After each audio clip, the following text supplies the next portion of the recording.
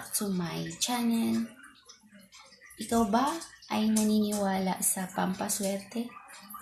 Kung ikaw ay naniniwala sa pampaswerte, ang video ito ay para sa iyo. May isi-share lang ako sa inyo na pampaswerte tips. Ayan, nakita niyo yung baso na yan? Yan. Nilagyan ko na ng tubig, asin, at suka na apple cider. Yan. Yung asin guys, maglagay kayo na yung hindi bilang. Halimbawa, 3 o di kaya 5, 7, hanggang ilan ang gusto nyo guys, basta hindi bilang. At ganun din ang ating suka. Ayan, yung tatlong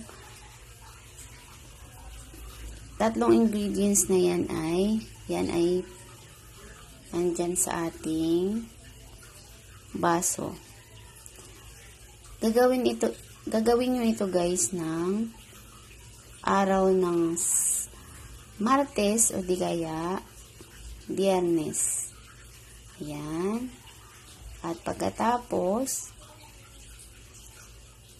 humiling kayo ng kung ano yung mga kahilingan nyo na walang gamit na sana. Lahat ng kahilingan nyo guys, ibubulong nyo dyan sa baso na yan.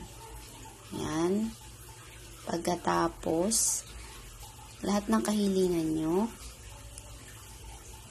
ayan, i-claim it nyo na guys.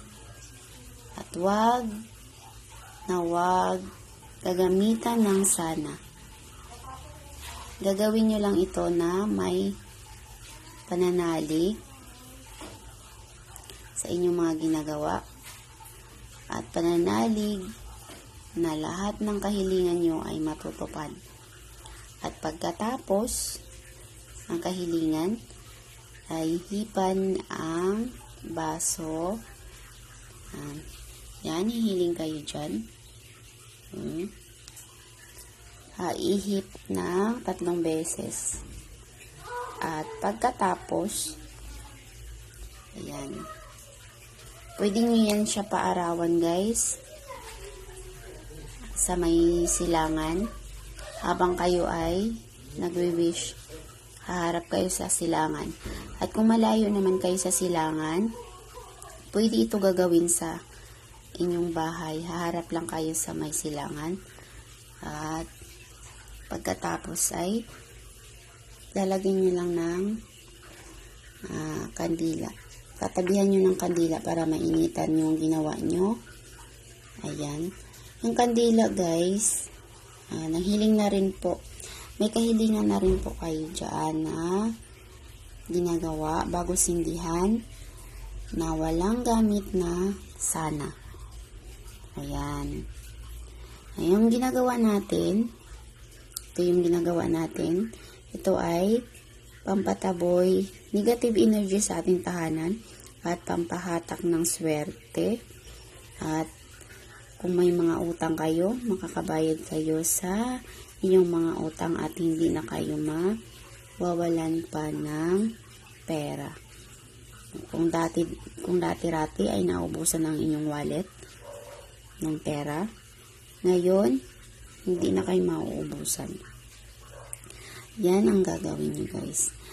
At pagkatapos nito, pwede nyo siya ilagay sa likod ng pintuan sa may main door at sa ilalim ng inyong kama sa may higaan.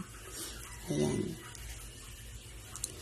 Ang paggawa nito, katabi ng kandila, pwede nyo siya painitan ng 15 minutes or pag-ubos ng kandila. Ayan, bago nyo siya ilagay sa may likod ng main door o di kaya sa ilalim ng inyong kama. Ayan. Ayan lang guys. At sana may natutunan kayo sa video ko.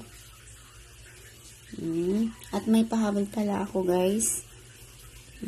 Pag nagkaroon na siya ng, umakyat na yung asin niya dito, ayan, umakyat na yung asin niya dito, ibig sabihin nun ay, yung nakahigop na siya ng mga negative energy. Puti-puti yan siya dito, guys. Ayan. Nakahigop na yan siya ng mga negative energy. Pag mayroon na siya ditong puti, ibig sabihin, may paparting sa inyo na swerte. Pera, o di kaya, kahit anong swerte, maliit man o malaki. At huwag kakalimutan, magpasalamat sa mga biyayang darating. Yan. Ang pagpapalit pala niyan, guys, ay tuwing Friday and Tuesday pa rin. Tapos, ibubuhos nyo lang po siya sa may inodoro at bubuhusan ng tubig at pagkatapos lalagyan nyo lang ng suka para yung negative energy ay hindi na po babalik. Magpa-flush out na po siya. Ayan. Sana may natutunan sa video ko. Maraming salamat. God bless you everyone.